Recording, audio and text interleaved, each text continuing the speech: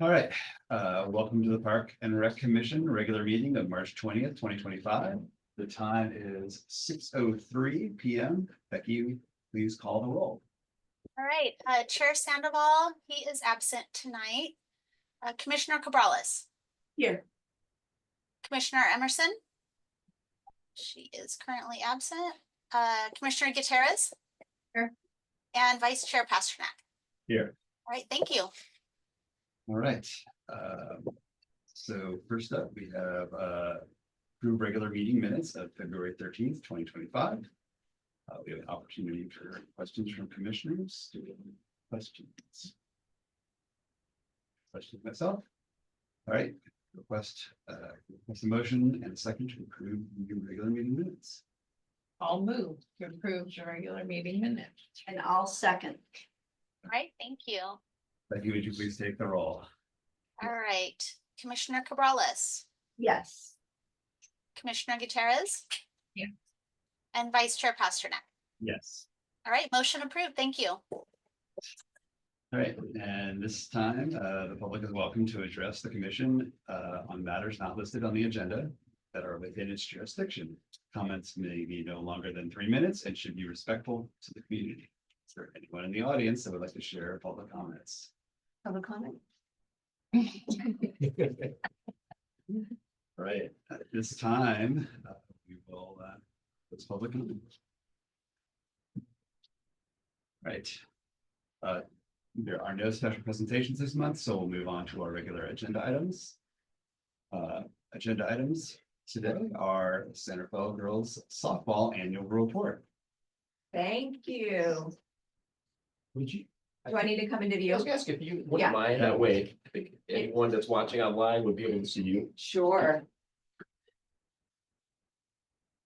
Yeah, and more. So I'm Allison DeLeo, the president of Centerville Girls Softball. I've held this position the past 3 years. Here to give you the update on where things are. We are underway on our 2025 season. We kicked off last Saturday. Unfortunately, we had a little bit of rain, so only half of the kiddos got to play. We had to close the morning while we got the field prepped and some of the water out of there with some sunshine, but things are well underway. Year over year, we were about flat in our athletes. So we maintained 165, I think is where our numbers, which we feel very good about.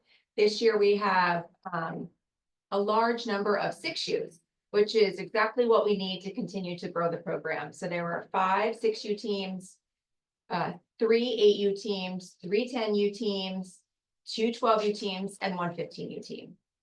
So that makes us very, very happy. And even at the 12U level, as an example, we had 28. So we did 14 and 14, which is it's probably too many per team, but everyone registered, so everyone got a chance. So we're sort of at that point where we're in this little bit of growing pains, and it's nice to see that the bottom funnel of all that, bringing athletes in early, allows us to continue to build from there.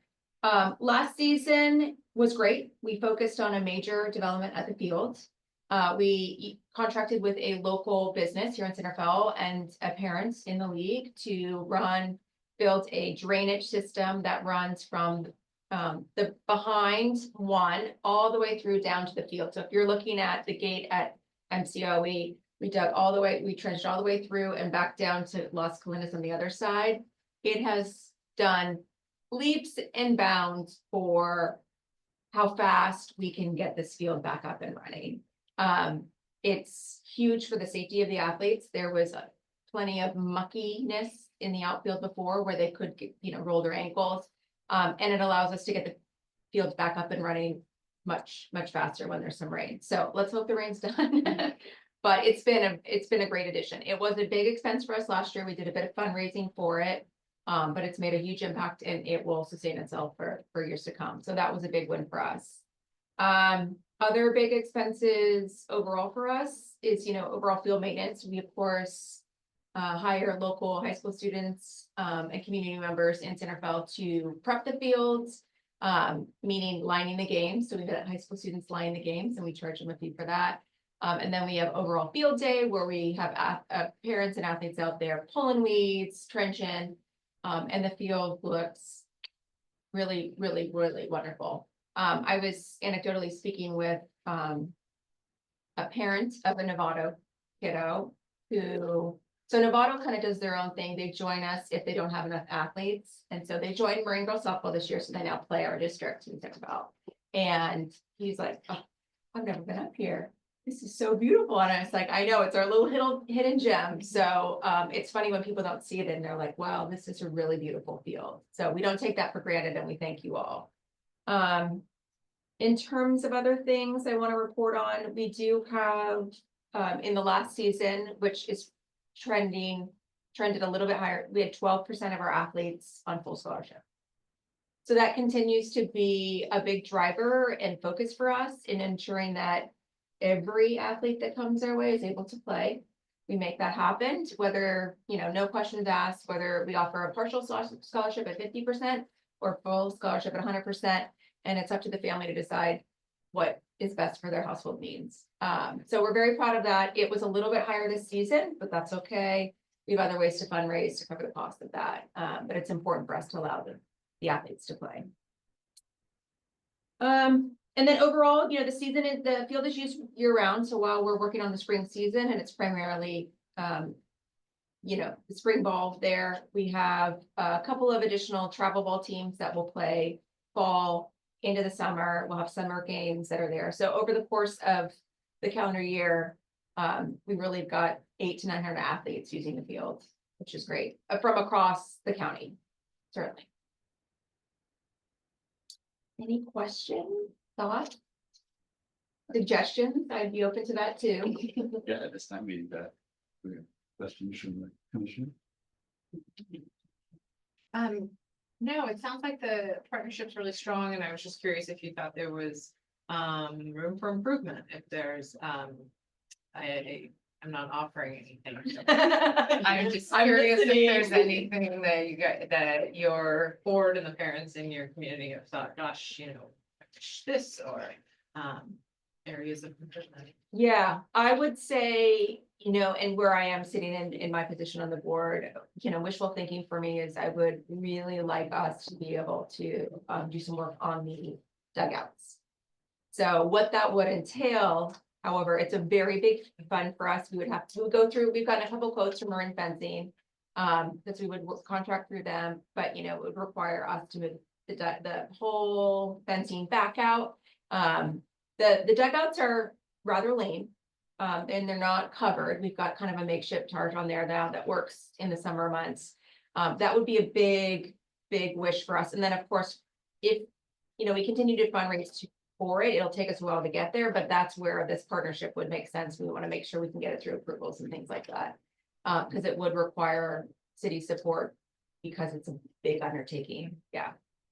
That's my dream. And I think we'll get there. I think we will. It's just an expense. So. Yeah, I had a question about the traffic safety along Las Colinas there. Is that ever an issue for the team? I drive by there during games regularly and get concerned for the kids who are getting off of games and going to games. So just curious. Yeah, I hear you. Yeah, because it can be a bit of people can kind of run through Las Colinas, certainly. No, it doesn't tend to be an issue. And MCOE parking lot is a secondary lot for us. It's always open on the weekday game because we have games Tuesday, Thursday, Saturday, and then practice the rest of the week, the rest of the days. And that helps sort of offset some of that. But so far it hasn't been an issue for us, but yeah.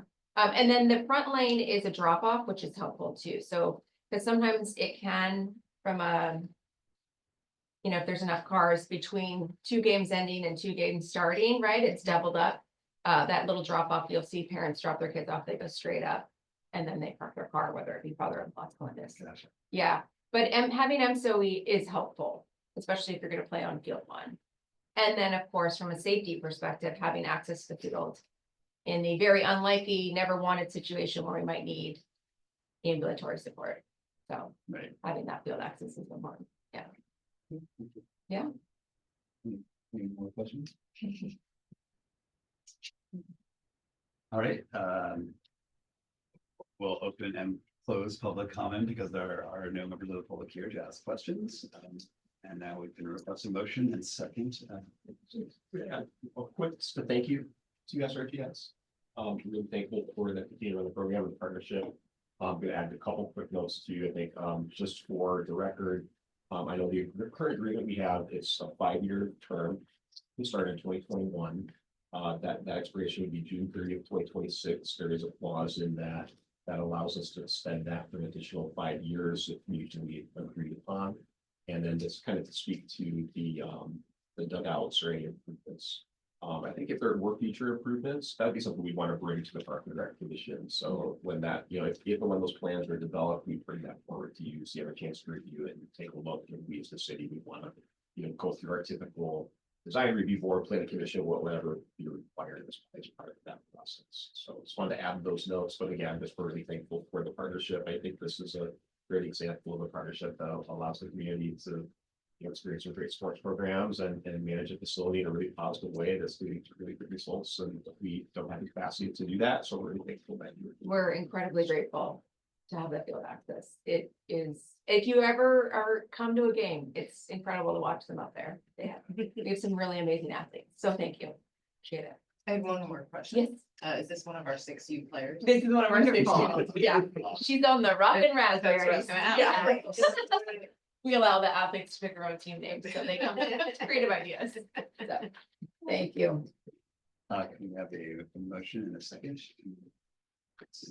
Receive the report. I motion to receive the report. I'll second. And Becky, Hey. would you take the roll, please? Yes, Commissioner Cabrales, Yes. Commissioner Emerson, Yes. Commissioner Gutierrez. Yeah. And Vice Chair Pasternak. Yes. All right, motion approved. Thank you. Thank you. Appreciate it. All right, next up, we have draft measure A fiscal year 25-26 work plan. Well, good evening, everyone. I'm gonna pull a PowerPoint presentation up. We got a couple slides I want to share with you. Second.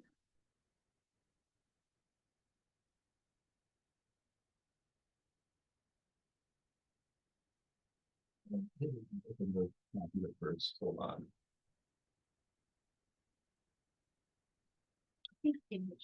Thanks to share. I think I've learned this by now. This many meetings I've been in here, right? Every time. Every time. Becky, can you see this okay? Great. Yes, I can. All right. So we annually bring to the commission a proposed work plan using our Measure A funds. And so just as an overview, Measure A is a county voter approved. It's a 9-year, 0.25% refill transaction in use. So it was renewed last in 2022. It's dedicated to support the preservation of Marin County parks, open space, reserves, and parkland. And it charges about 14 million annually. That may have gone up just slightly. I haven't gotten an updated figure for this fiscal year, what the estimate is for the entirety of the tax, but that reflects 14 million from last year. And it fluctuates. The way that the county breaks those funds up and distributes is 65% goes to county parks, open space program, 20% to parkland preservation. And we receive funding through the city, town, and applicable special district program, which is about 15% of overall.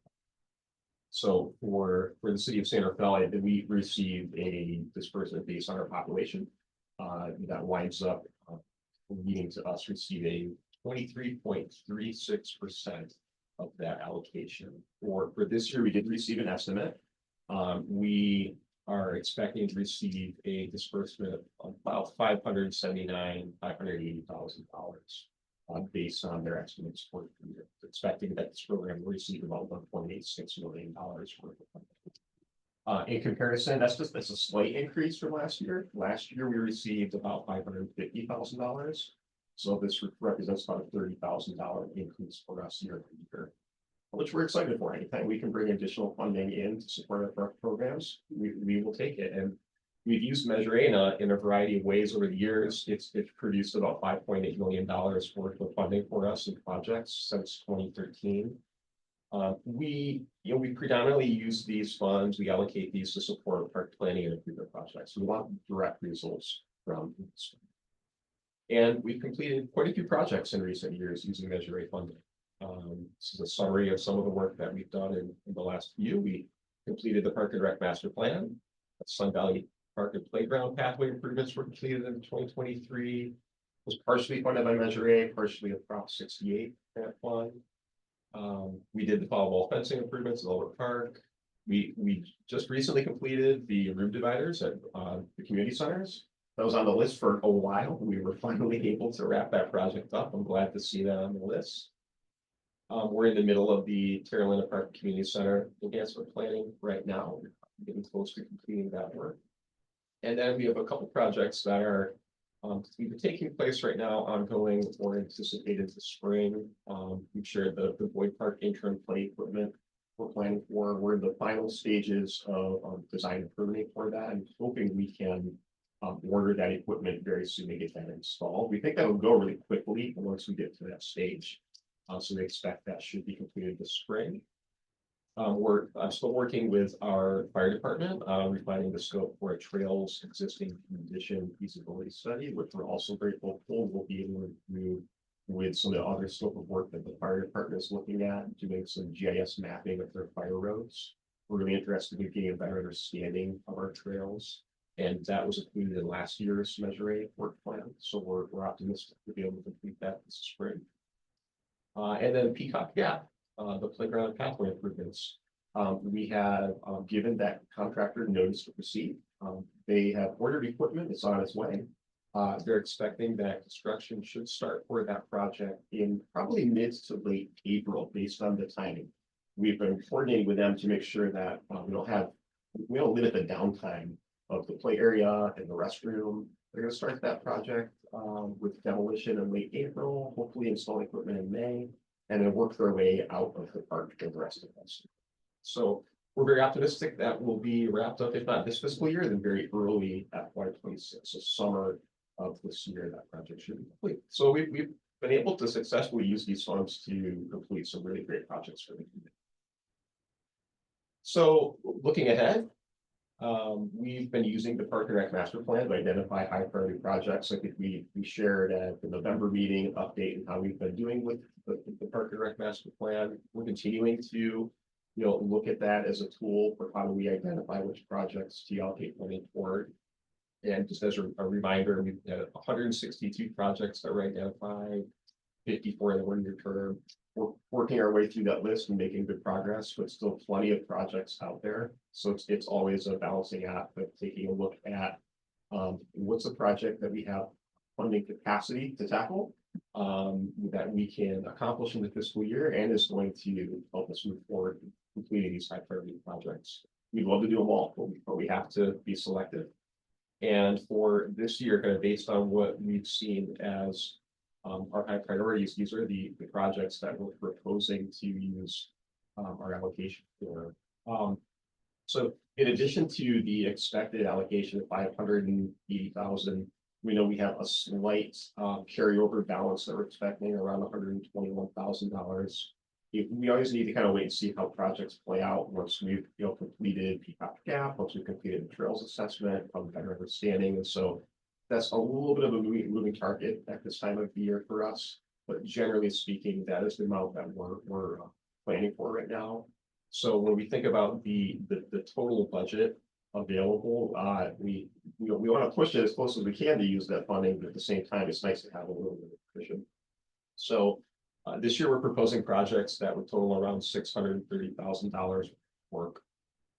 The first project on the list is to complete tennis court resurfacing at both Peacock Gap Park and Freitas Park tennis courts.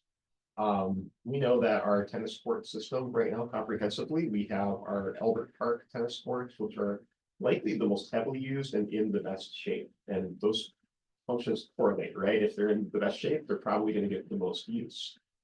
They were recently resurfaced, I believe, in around 2018, and they are still in relatively good shape. We recently met with our parks maintenance team, and we believe that there's still several years worth of really good life at the Albert Park tennis courts. Peacock and Gap tennis courts, There's some settling, there's cracking, there's some shifting of the playing surface, which is leading to, potential. Again, playability and potential risk management concerns. We know that this is on the list and needs to be repaired. So the scope of work for that project would entail. Going out to the courts, probably demoing the existing playing surface, installing a new subsurface, flattening things out, maybe taking a look at some of the root issues that are causing the cracking. And then replacing that with a new surface, repainting, restriping, both of those courts. We would be, looking at getting some quotes, some bids for that work. I think we've seen some of these projects happen in the broader Marin County community and have a pretty good idea of what we might be looking at, but we're budgeting around, for both of these projects, 400 comprehensively, but you can kind of split in half, around 200,000 for Peacock Gap and 200,000 for Freitas. We still need to see what those bids will come in at, so I better understand what that scope of work is going to go. We would not be looking at replacing fencing, be looking at making any changes to the playing type, that we would be continuing to look at those as tennis courts moving forward. But that project would be something we think would be really valuable, especially in light of the playground improvements that are coming right now at Peacock Gap Park. That project is not only the play area replacement, but pathway improvements. So the path that goes through the middle of Peacock Gap Park will also be replaced this summer. A new drinking fountain will be installed by the tennis courts, and there will be some accessibility improvements to all the pathways that will lead to the tennis court area.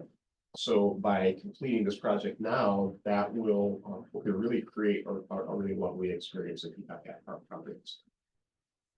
The Freitas Park tennis courts are slightly more complex because we are not the property owner at Freitas Park.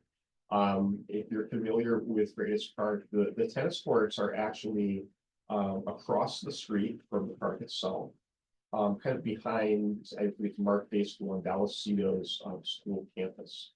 So they're a Miller Creek School District property. We have had a facility management agreement with the school district since the 70s. So we have a very long-standing relationship with them in managing these courts.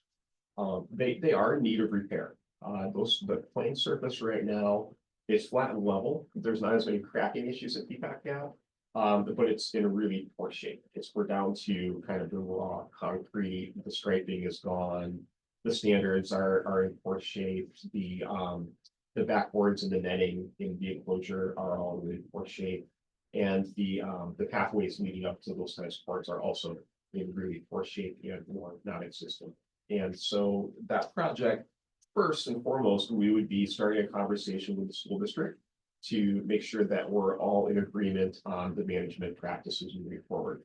So that's something that we would be planning for if this proposal were approved. Assuming we're able to, mutually agree that this relationship is still the right relationship, which we would hope for and expect that would be the outcome. Then we would be working with the school district to talk a little more about the pathways to make sure that we can create some accessibility improvements on the pathways. There's some really great opportunities for that right now. The school district has been working on some safe route to school improvements to the schools. They have some proposals that they've already indicated they'd be more than willing to allow us to tag onto that work and extend the pathway to the tennis courts. I previously also did a site visit out there with several city staff to do an assessment of feasibility, and we all feel that there's some feasible options there. So that would be the second phase, and then the third phase would be doing the improvements to the tennis courts. So those projects comprehensively are a big part of this proposed budget this year, but we think they would lead to some really valuable outcomes. And we've generally seen about 8 to 12 years worth of life, playable life, once we resurface our courts. So it's generally what we're thinking. I think that we would budget for 8 to 10, hope for more, but that's what we do. So the second project on the list is Boyd Park Water System Structural Integrity Assessment and Repair. And I may pull some images up if you'd like to see them. They're in the staff report if you have a chance to take a look at that. Boyd Park is a beautiful historic property. There's a lot of history there. And as part of that history, there's this old water system that exists. There's a belief that that water system may be connected to the original mission. It may have been a water source for the mission when it was originally established. And it's a series of, now it's a series of water storage tanks. There is a collection pond towards the top of the park. There are some concrete culverts and drainage systems that have been built up over the years to help move water down the hill, as well as some cistern wells that exist. And when we completed our Park and Rec master plan in 2023, we brought several consultants out that walked through our parks and facilities and gave us recommendations. One of the recommendations they had was that we should assess this system and better understand the structural integrity that's there and make sure that we're managing any risks associated with that. So what we're proposing for this project would be to do exactly that. Have someone come out and take a look at the system, really look at the various components and make some repairs. Initially, we know right away there's some pipelines that were formerly underground and kind of broken and buckled up. We need to repair those. Some of the culverts need repair. The pond itself has some fencing around it and needs some repairs. So this scope of work would include a lot of that initial. We would not expect that this project would result in us sort of bringing that water system back online for use for anything like vegetation, watering, or park watering. We wouldn't necessarily expect that. We think that that might be a much broader scope of work that would entail additional resources. I think this would really just be looking at making sure that it's secure, manage the risks associated with it, and it's not going to continue to crumble and cause issues. So the third project is a condition assessment of Elbert Field. As we've shared, we have the Measure P project, which is approved, is going to be really taking a look at replacing this community center with a new community center library. As we're looking at that scope of work, we think it's important to take a look at the rest of the park and make sure we really understand the existing conditions. We'd like to better understand Elbert Field, the baseball stadium, the grandstand, from a accessibility standpoint, take a look at recommendations that might help us understand what improvements we would want to make as a city down the line to make sure that we're really encouraging access to that field, and that if we build a brand new building here, the rest of the amenities in the park are also going to be of the same caliber. So this would help us really understand the current condition and hopefully bring some recommendations and improvements that we might be able to make in the future. A big part of that is also going to be taking a look at the price tag for that. What would it cost the city to make those types of improvements moving forward? So we would likely be bringing out a consultant that could help us with that type of assessment. And then the last project is it's tentative on this list right now, because there's a possibility we may look to a different fund to support this work. So looking at some renovations to the restroom at the Boreal Community Center. Right now, we're in design for a Pickleweed library renovation project. As part of that project, they've been assessing the restrooms that exist at the library. That library is connected to the community center. And as we've been going through the design process for the library, we've all realized that the restrooms on there are huge. There's too many of them. It really doesn't match the need given the size of the library itself. And so what the design has resulted in is a proposal to essentially reduce the number of stalls and sinks that are part of the library restroom. And one of the ways that we're able to do that and remain code compliant is to make some renovation changes to the community center restroom, which is part of the same complex. So what this would entail would be some changes to some existing sinks to replace them with some different fixtures. We think that it's around $50,000 worth of work to accomplish that. And we think it's really going to pay off overall for the overall use of the facility. So this was not a project that showed up on our Park and Rec master plan as a high priority project. However, with the design of the library, we think it's the right time to do that. So it's on here as a tentative project. As I mentioned, we may be looking at our building maintenance funds to potentially pay for that project. We haven't established that yet. We're kind of taking a look at what's the right fund, but either way, we feel this fiscal year as a project that we want to see happen. So comprehensively, we'd be looking at using the entirety of this year's expected allocation, as well as about $50,000 of carryover funds. And again, depending on whether that Coral Community Center renovation happens, they have a little additional carryover at the end of the year, depending on which fund. So that is our proposal. Like I mentioned, happy to pop up some images. If there's anything like to see, I grabbed a couple of this. Thank you. Any questions from commissioners?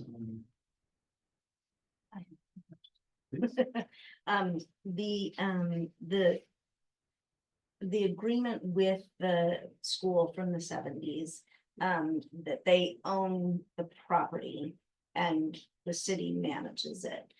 That includes the actual physical replacement of it. Yeah, I'd have to go back. Yeah, I think I looked, because I believe it was 1973 that we entered into this agreement, but I wanted to quote 1973. So it was a joint powers agreement with Miller Creek School District. And that was what the agreement was for, is to construct and to maintain the tennis courts. So the city So originally constructed. That was originally the Okay, way that that's that what I was agreement was entered into. We built it, and then we've maintained it since then. Great. And then my next one was about the assessment and repair. Is it two different entities that will assess and then repair, or will it be one? For the water system. Yes. I think that's yet to be determined. I think what we'll be doing is we'll be developing a scope of work and probably release either a request for proposal or an invitation for bid, depending on what we think is the best tool for that. Might wind up being two different entities. I think, my hope is it's one. My hope is that the majority of this work is maintenance and repair. I think that we're likely to find a contractor or someone who has the capacity to complete that maintenance work that can also come in and kind of concurrently take a look and say, hey, you should also look at this. You should also really be aware of, the integrity of that particular part of the system. So I'm thinking this is more in the construction maintenance repair realm than the let's bring a consultant on and write a report. And we want physical output for this. And then my last one was about the bathroom. So just to, I'm make sure I understand. So what you're saying is that the library can be expanded if you do $50,000 worth of code compliance work in the other bathroom. That's a pretty fair assessment. Okay. Yeah, and we're gonna be shrinking the library that currently exists shrinking the restroom at the library. That size of that restroom will be reduced to allow more library space to open up. Okay. And then in turn, we're gonna have the same square footage of library space in the community center. We're just gonna have to change the fixture count. How many sinks and how many toilets we have in each of the men's and women's restrooms. My understanding is, I think that's already happened. Most of the work's already happened in the men's restroom. This would be focused on the women's restroom, kind of redividing the partitions, reworking that to make sure we've got the right picture.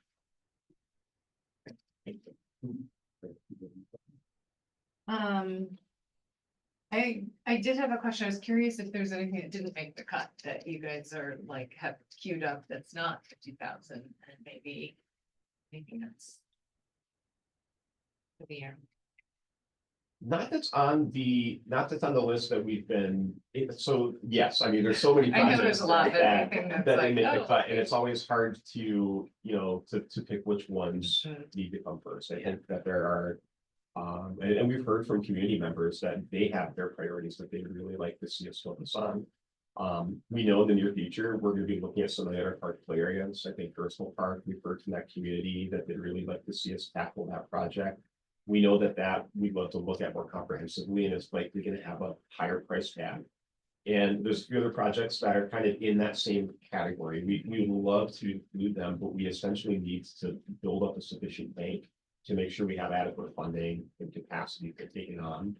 And I think when we look at the next couple of priorities on the list, most of them are gonna fall into that category.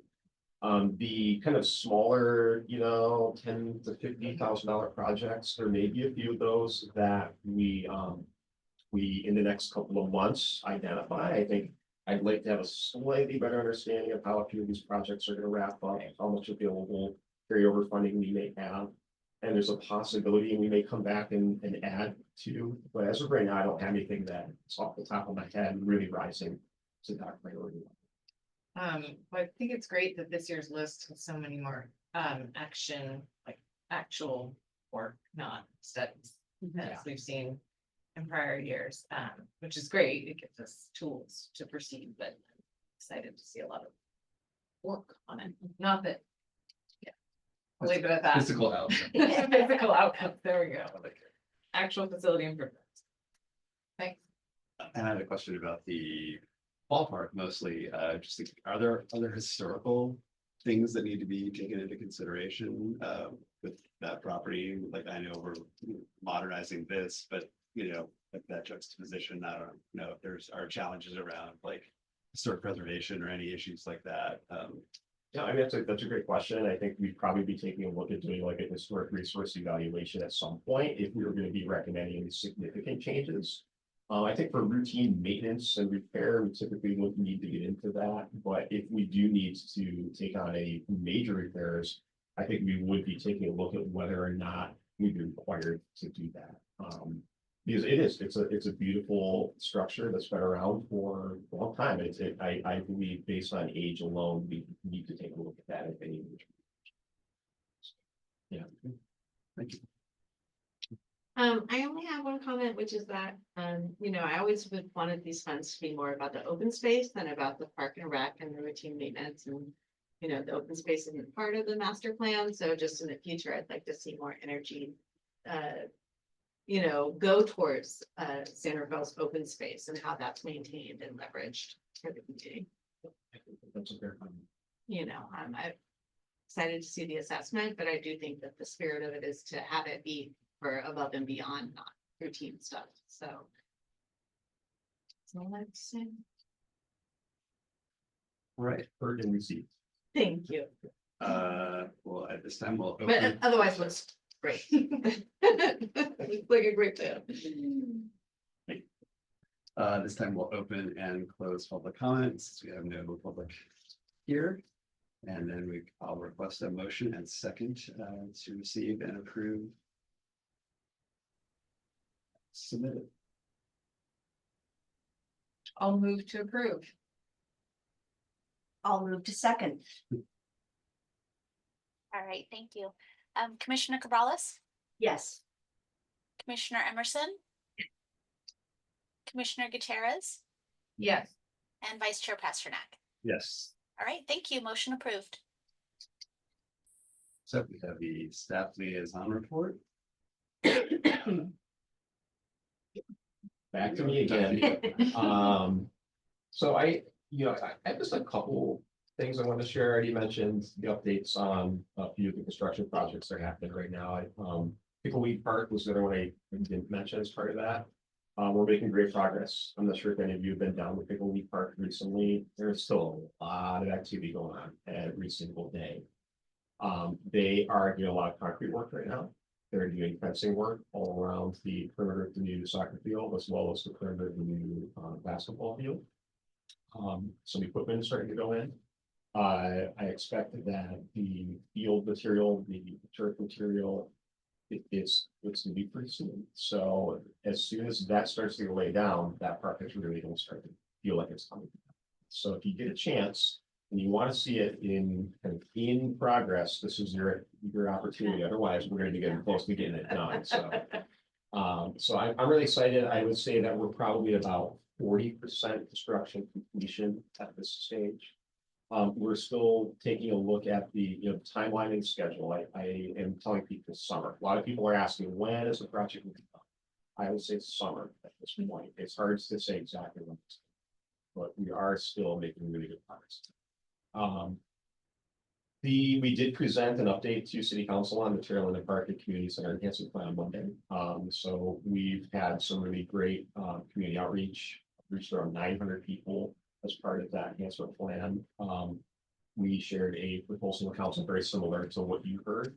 I heard some comments from council members about the plan. I think that a lot of the questions were around funding and phasing.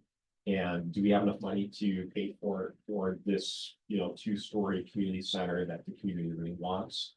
And our response to council was, we will have to wait and see. And we're just not quite there yet with the cost estimates for this as well as what the funding strategy would look like. Also some questions about, you know, 1-story or 2-story building. We received an email from a community member today who had some kind of questions, concerns about 2-story structure. And so I think that also kind of funding, do we have enough money for that 2nd story? That was a question that we heard from council. And so we're still in the process of reviewing that. But I just wanted to share that we're hearing those comments and taking a look at what's going to be best for the community. You know, a big part of that plan is a 2nd-story library. And I think that we heard from the community that that could be really valuable to have a 2nd-story library, or just a library in general. We are opening up a recruitment on Monday, the 24th, for a new library and recreation marketing coordinator position. Over the last few years, probably for some time, we have had a program coordinator in the recreation division that's been primarily responsible for marketing and advertising. It was not a full-time position. The person who was in that role, they moved on to a different position last year, and we kind of paused that to really assess if that was meeting the needs for the future, and decided we wanted to take a look at that more comprehensively as a part. So this is a new position that's going to be funded at 100%, and it's going to be shared between the library and the recreation division, and we're excited about that change. That recruitment will go out on Monday. It'll be open through April 16th. If you know anyone that's interested or looking for a position like that, feel free to spread the word. Also just promoted internally, one of our staff, who was a child care instructor too, was promoted to be the site supervisor at the Pickle Week Preschool. Karina Vasquez, and she is beloved by the community and does a great job with the kids, and really excited to see her step into this position. So congratulations to her, and definitely I think a really good fit for the preschool. And then kind of the last note on capital and that we're still working on the plans for the Pickle Week Preschool facility enhancements that are proposed. We've been in design on that project for a couple months and working with a team that's helping us come up with a proposal to replace the existing modular units with new structures. They're approaching end of life. One of them failed due to water damage last winter, and we have a temporary unit on site in light of that. This design would replace all 3 of the main classroom and office spaces with new buildings and make some improvements overall to that facility. So we're hoping that will be complete with design this year. Prior to that, we'd be taking that plan set to the Pickle Week Advisory Committee, hopefully in June, and then following that, bring that to your planning. Beyond that, our spring summer activity guide was released March 2nd. It was hopefully mailed to community members. Did you receive it? Yeah. We're celebrating the 150th anniversary of the city, so we kind of highlighted different activity guides over the years on the front cover, and we're expecting to have some more opportunities to celebrate the 150th sometime in the year. We're planning potential, hopefully some ribbon cutting ceremonies this year where we're going to be highlighting that. We'll have celebrations for Peacock Gap, Pickle Park, and also the downtown branch library.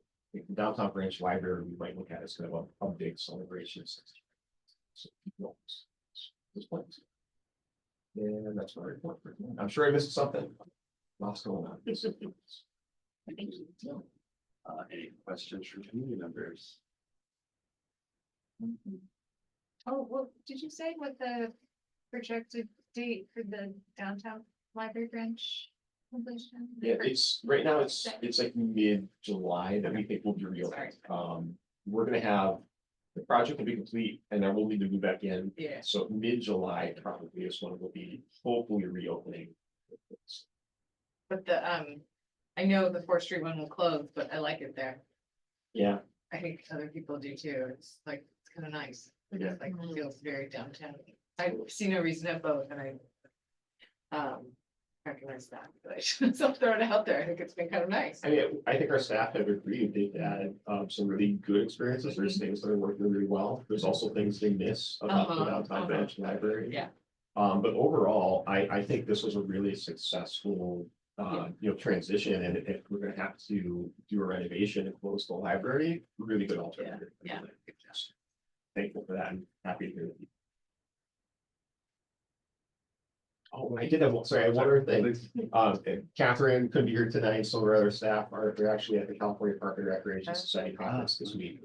So I just wanted to acknowledge that she's at conference in Sacramento this year. So a lot of her team are, they're hopefully learning a lot, networking a lot at the expo hall, checking out all the new park equipment and things that are happening there. So looking forward to hearing how the conference went next week and hopefully bringing some great ideas. I was excited. Thank you. No further questions. Okay, we'll open and close public comments since we have no members of the public here. And we'll call the next agenda item, commissioner reports, other brief reports on meetings, conferences, or seminars attended by commission members. Maybe neither. So we'll open and close public comment on nothing there and. We're good.